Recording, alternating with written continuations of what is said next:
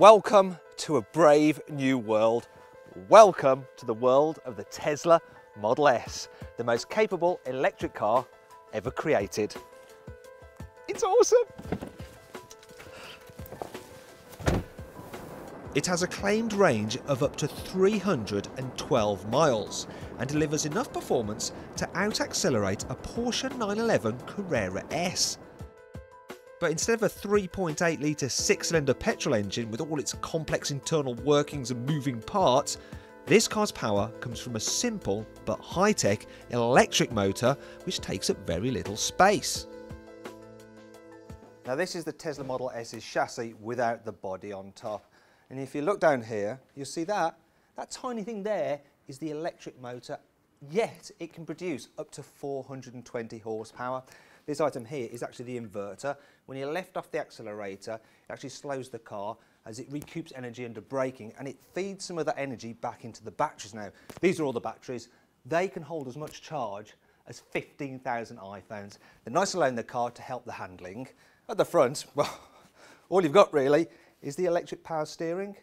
It's simple, but it's very, very clever.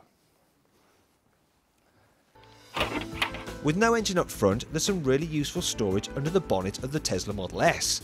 And unlike with the rear engine Porsche 911, because the motor is small and there's no exhaust system, there's also a big boot at the back too. And if you need more space, you can fold down the rear seats like you can in normal hatchbacks and you get this huge load area. I'll admit there is a little bit of a ridge there, slightly annoying, but I'm going to forgive it because, well, check this out. On normal cars, just under here, you have a secret hidey hole, but you can upgrade that to this feature and it is brilliant. Check this out.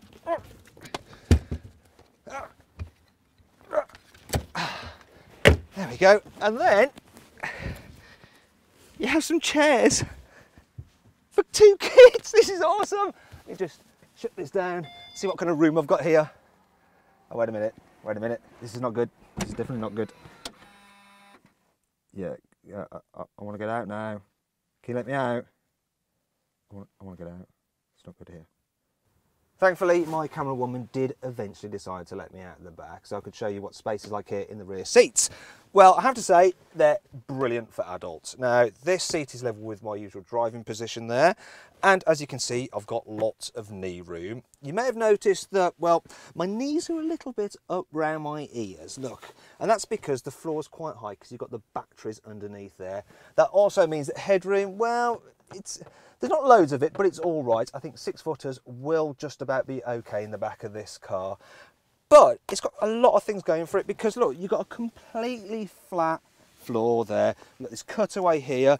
This seat is nice and flat as well, so the person in the middle seat, well, they don't feel hard done by at all. You can genuinely carry 3 adults in the back of this car and they will be comfy.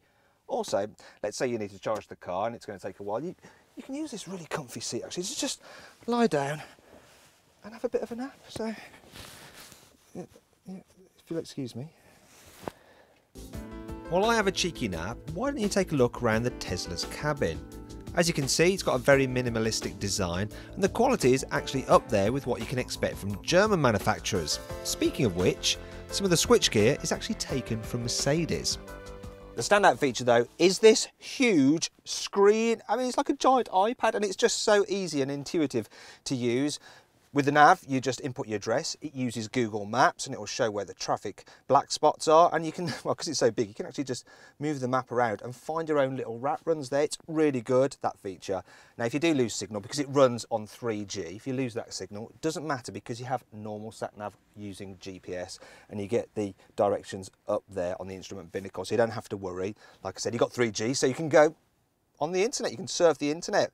We're on Auto Express's YouTube channel there, but you can't watch videos in this car for safety reasons, obviously. Now, you can also control all the car's functions through it. So we've got the climate control down here. If I press this button, I can do things. I can alter the height of the air suspension.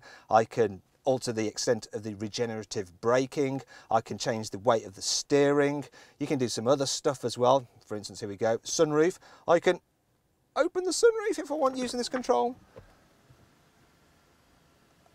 I mean, it's all just so high tech. It's brilliant. I think I've said brilliant quite a lot in this review already, haven't I?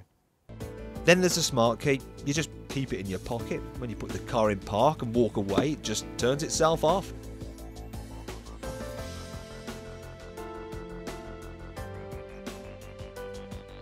And when you come back to the car again and get in, it's right ready to drive.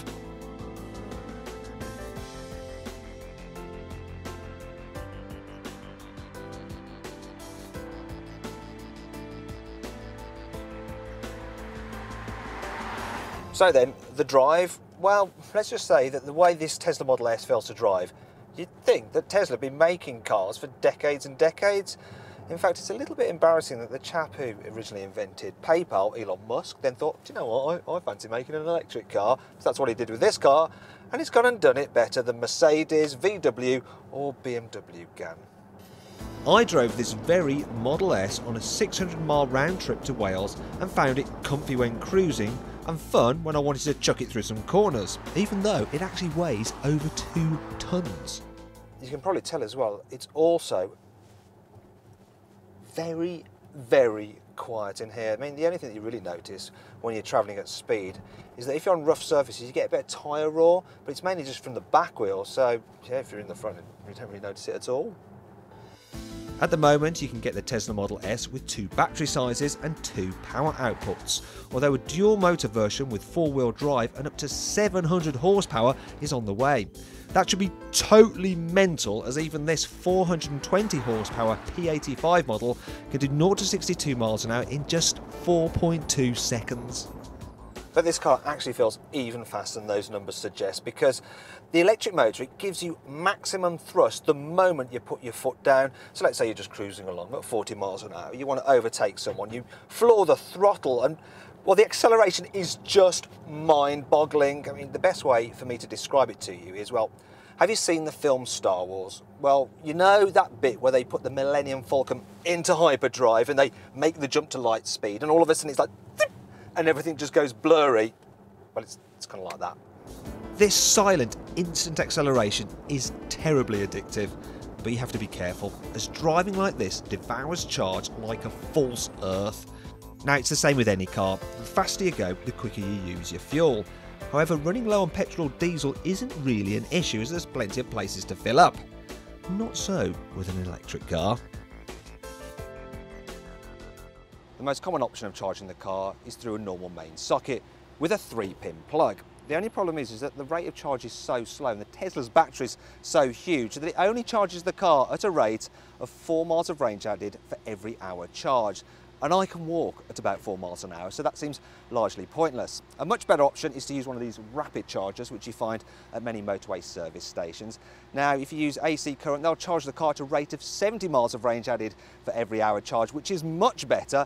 What you normally do is use one of these little cards here, and you just scan in and it lets you charge the car. Unfortunately, this particular charger has gone offline, so it's not working. And if I was running low on battery, that means I'd be stuck. The best bet though is a Tesla supercharger. These can charge at an incredible 440 miles an hour. Trouble is, they're quite rare here in Britain. But as more superchargers come online, the Tesla Model S's appeal will undoubtedly increase here in the UK. But even then, charging takes a lot longer than filling a normal car with fuel. And that's why my journey to Wales took a lot longer and a lot more planning than if I'd gone in a normal petrol or diesel car.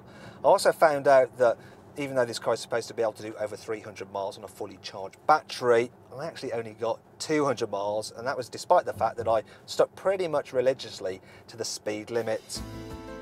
There are a few other annoying things as well, like how in-car storage is limited. There's no door bins, the glove box is quite small, and the cup holders won't fit larger drinks.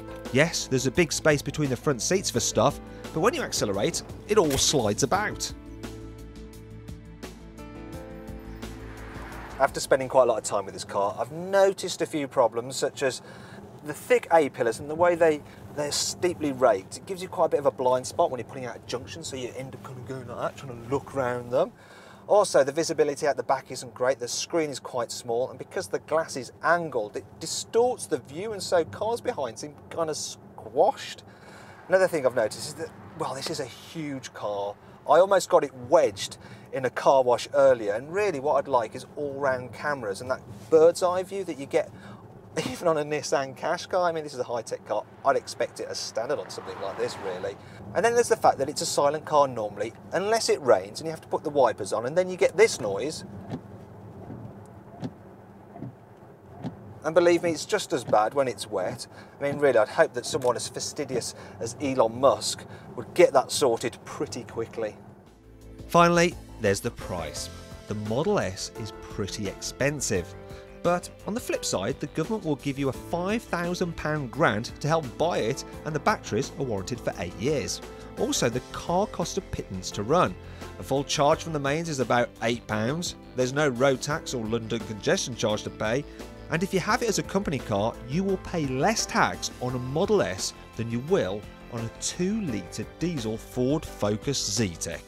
Then there's the car's green credentials, but really that depends on where you get your electricity from. But forget about the arguments of how eco-friendly or not this car is. That's not the main reason to get it. The main reason to buy a Tesla Model S is for the way it drives, because it is just awesome. In fact, this is one of my favourite cars I've ever driven in my entire life. And if you can afford one and your lifestyle fits the limitations of charging the car, buy one now. You will love it, I guarantee it. If your lifestyle doesn't fit this car, then check out our reviews of the Porsche Panamera by clicking up here, or the Mercedes CLS by clicking down there. If you click down here, you can see our very latest video review, and if you click up there on our logo, you can subscribe to our channel.